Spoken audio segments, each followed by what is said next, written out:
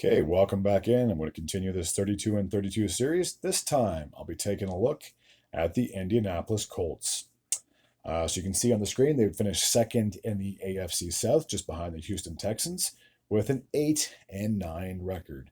And it was a bit of a drama show heading into the last week or two of the NFL season, especially for that last wild card spot in the AFC, as it came down to like the Broncos, the Bengals, and the Colts and the Dolphins. Four teams were basically eyeing for that last playoff spot. Unfortunately, Indy fell just short of their reaching that goal of getting back into the postseason. So as always, we'll take a look at the team stats and the player stats as well. So we'll go to the full schedule for last year. So they started the season off poorly, losing to the Texans and the Packers respectively. They would defeat the Bears and Steelers, getting back to 500, only to lose to the Jaguars. They would go on a two-game winning streak against the Titans and the Dolphins, but then they'd go on a three-game losing streak to the Texans, Vikings, and Bills. They would defeat the Jets, lose to the Lions, and then finally beat the Patriots before heading into their very late Week 14 bye. Coming out of that week, they would play against the Broncos, and that game right there ultimately could have and basically doomed them after they lost to the Broncos. They fell out of a playoff spot.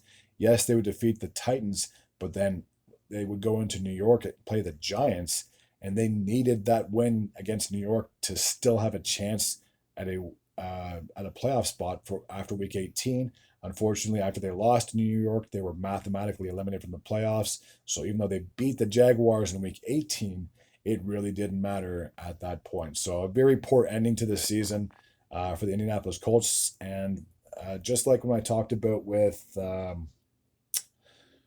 who was it? I had two different quarterbacks that were basically starting because they were so inconsistent when it came to making up their mind. It'll dawn on me at some point. But for the Colts, they had uh, Anthony Richardson as a starter, but then he got benched a few different games. Joe Flacco came in. The Panthers, that's what I'm thinking of, the Panthers.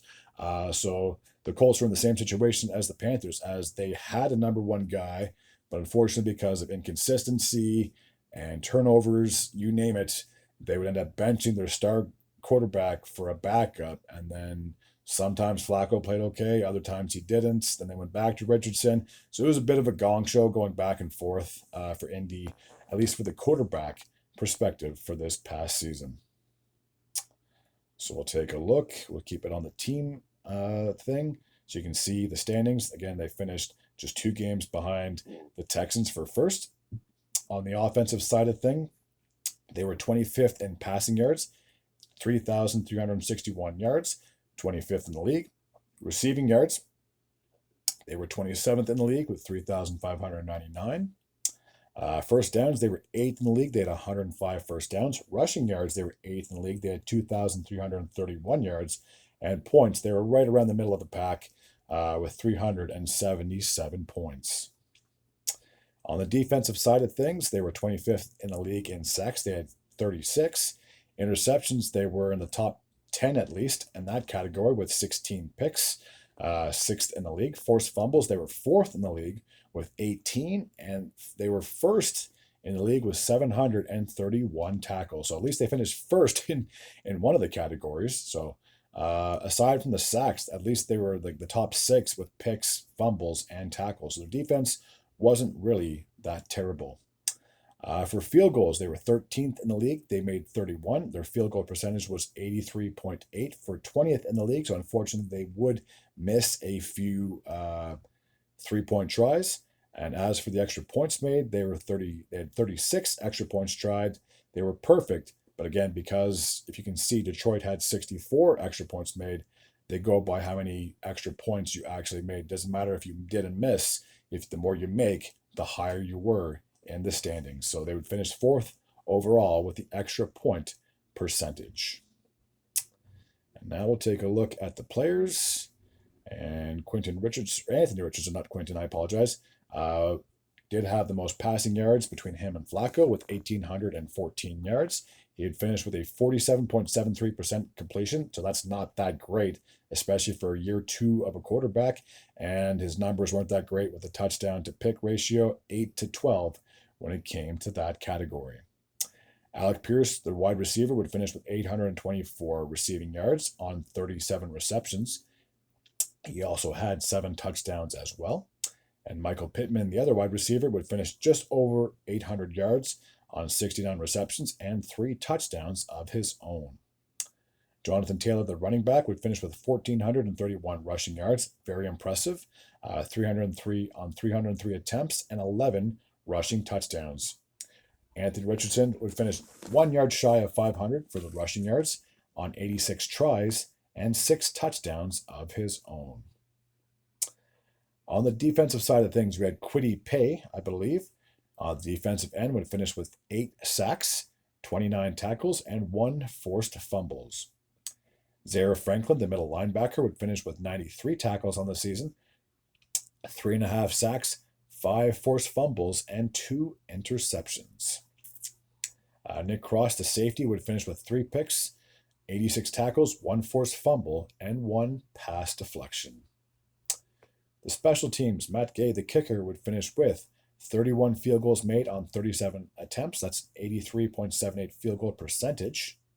And on the punter side, Rigoberto Sanchez would finish with 3,382 yards, 68 punts, and he averaged just around 50 yards a kick. So again, a very disappointing end to the season for the Colts, considering in back-to-back years they were close enough that they were in it. At the end of the 2023-24 campaign, it came down to a Week 18 matchup against the Texans. For the Texans, they would win that game, go on to host a playoff game. The Colts were bounced at the end of the year, and obviously this past year they lost the Giants in Week 17, their second last game of the season, and that pretty much ended their season right there. So they're close enough that they're competitive. They're competitive enough to be in a playoff mix.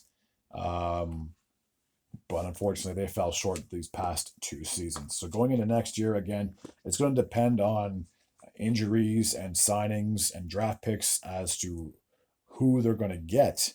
But I'll say this right now, that Indy, because they've been competitive the last 2 years, they should be just as competitive. Like, I think it's possible. Like, I don't think it's too much. I don't think it's too out of reach, if that makes any sense, to think that they could possibly finish with an above 500 record next year. I could see them getting 9 wins. I'm not going to lie.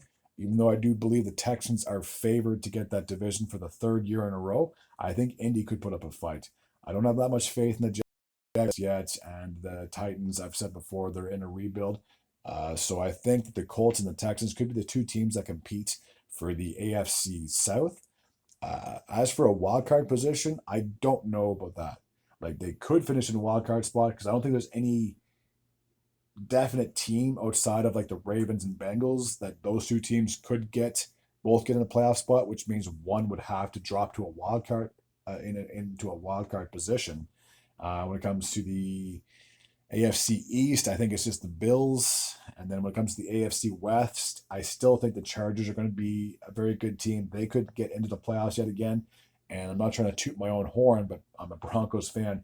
I think the Broncos should be just as good, if not a little bit better. So I think for the Colts next year, the only chance that they can really have of making the playoffs would be to win the AFC South. And that's going to be tough because, like I said, Houston, there's a reason why they're back-to-back AFC South champions. They're a very good team. And I have a lot more faith in C.J. Stroud than I do in Anthony Richardson, to say the least. So, again, a very disappointing end of the season for the Colts when they had high expectations and high hopes, I guess you could say. So, disappointing, but don't really hang your heads because I still think you're there. Like, you're close enough, you're just not quite there. And like I said, if any team can win out against the Texans, it could possibly be the Colts for next year. So we'll see again what changes are made and what moves are made during the off season.